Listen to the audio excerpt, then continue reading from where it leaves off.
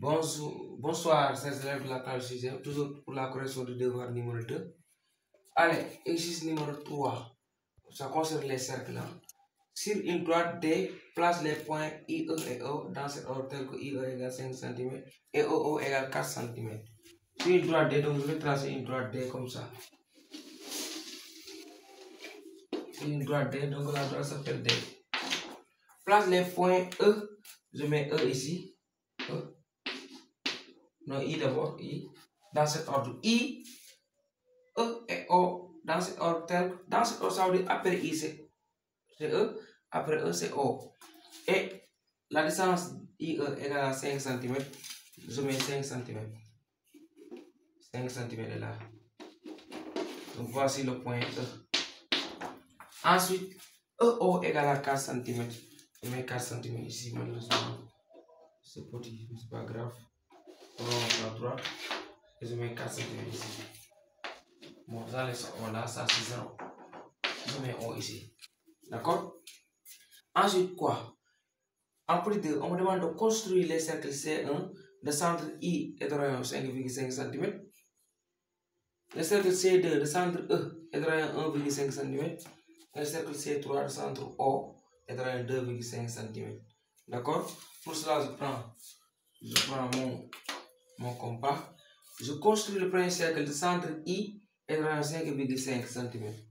D'accord? De centre I, regardez, je vais mesurer ici 5,5 cm.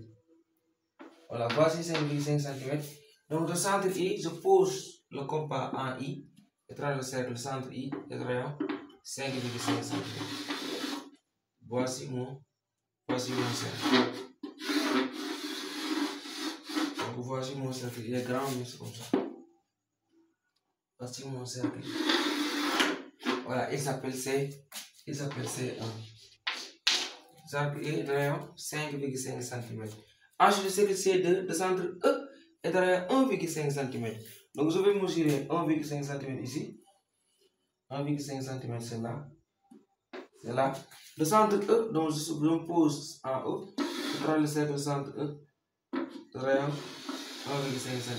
Voici mon deuxième cercle. Il s'appelle C2. Et le cercle C3 de centre, C3 de centre O est de rayon 2,5. Je mesure ici 2,5 cm. Et là, 2,5 cm est là. Donc le centre O est de rayon 2,5 cm. Ça va coïncider ici. D'accord? Bon, c'est un peu mal fait, mais ça doit coïncider ici. C'est ça. J'obtiens ça. Voilà, voici mon cercle C3. Voici la figure qu'on obtient. D'accord? C1, C2 et C3. Ensuite, on dit quelle est la position relative de ces cercles entre C1 et C2 est justifiée à chaque fois. Regardez C1 et C2. Ils ont deux points en commun. Donc je dis C1, j'écris ici, hein, C1 et C2 sont séquents. Et C2 sont séquents. Justification, parce qu'ils ont deux points en commun. Justification, parce qu'il y a tout simplement deux points en commun. Car ils ont deux points en commun. Deux points en commun. D'accord? Entre les cercles C2 et C3, regardez C2 et C3. C2 est là, C3 est là. Ils sont tangents parce qu'ils ont 11 points en commun. Donc C2 tangent à C3. Car un point en commun. Ils ont 11 points en commun.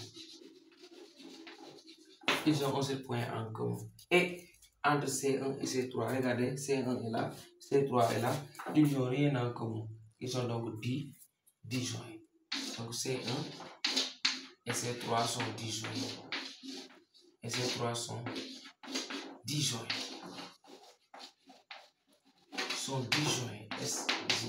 Car aucun point en commun. Aucun point en commun. Aucun point. Ils n'ont aucun point en commun. Donc voici l'exercice numéro 3 du devoir numéro 2 de la classe de 6e.